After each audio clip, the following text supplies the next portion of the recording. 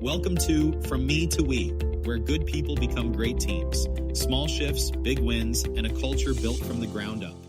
Ron showed up already tired, not the kind you fix with coffee, the kind that sits in your shoulders. He'd been carrying a lot lately, and that morning it all felt stacked just a little too high. He was still moving, still doing the work, but everything took more effort than it should have.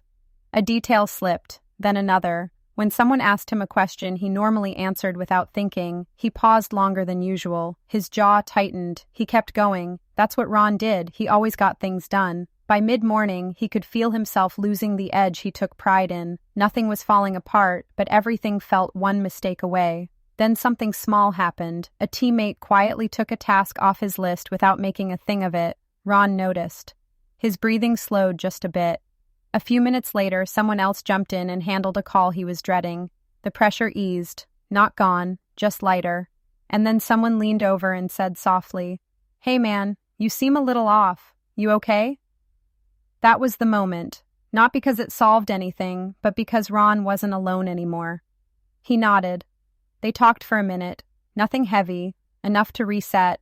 The rest of the day still had work in it, but it felt shared now, like the load had shifted, like the team had his back. And that feeling, that quiet, steady, we've got this together, that's what carried him through.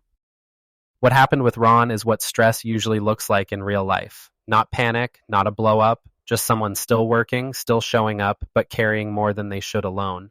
When a person who's usually sharp starts dropping the ball a little, that's not a character issue, that's load.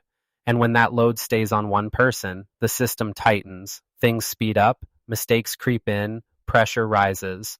But when a teammate steps in early, even briefly, the whole thing steadies. The work moves cleaner. The person resets. You could feel it shift for Ron the moment help showed up. The research backs this up, but you don't need a study to know it. Small, timely peer support reduces stress and protects performance faster than any top-down fix ever could. You see this everywhere once you start looking. Sports teams do it naturally. Someone's off, someone else steps up. Nobody makes a big deal out of it. They just cover. Work should feel the same way. The teams that struggle aren't the ones with hard jobs. They're the ones where everyone sees the wobble and waits for someone else to handle it. Step in fast, lighten the load, then keep it moving. That's not a boss fixing things from above. That's teammates looking out for each other at eye level. This is where the wobble check comes in. It's not a meeting, it's not formal, it's just paying attention and saying something early. You don't wait for things to break. You catch the drift. You notice when someone's usually on it and suddenly isn't. You notice when things feel rushed for no clear reason. That's your cue.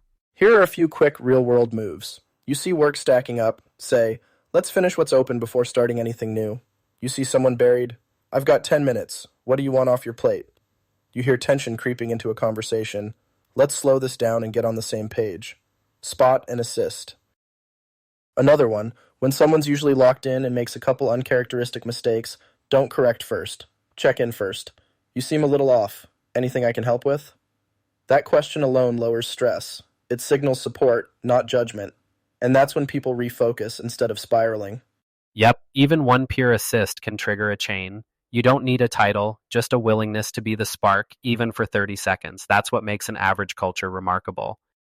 Let's get real. Ideas don't change anything unless you actually use them. The key is doing this consistently, not perfectly. You don't need to catch every wobble, just some of them. Over time, it becomes normal. People start helping without being asked. They speak up sooner. They don't hide being overwhelmed. That's when work feels lighter, even when it's still hard.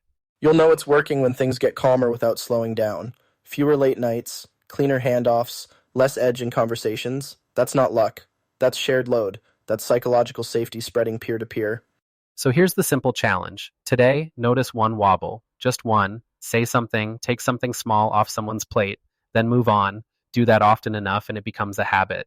And habits beat intentions every time. There's this African proverb that says, if you want to go fast, you can go alone. If you want to go far, go together. Be the spark. That's how strong teams are built. I love that because these little moves protect future energy. The point is simple. Notice the stress point and support each other in the moment. And the challenge for every listener. Tomorrow morning, try this. Run a wobble check.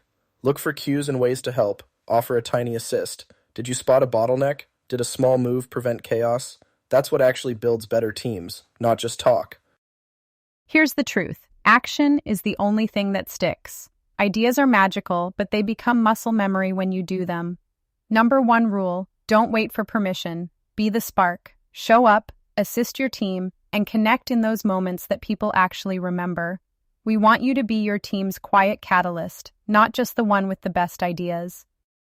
A thoughtful 60-second move beats a 10-page playbook every time. See you in Chapter 5. You've been listening to From Me to We. Remember, every great team starts with one brave choice.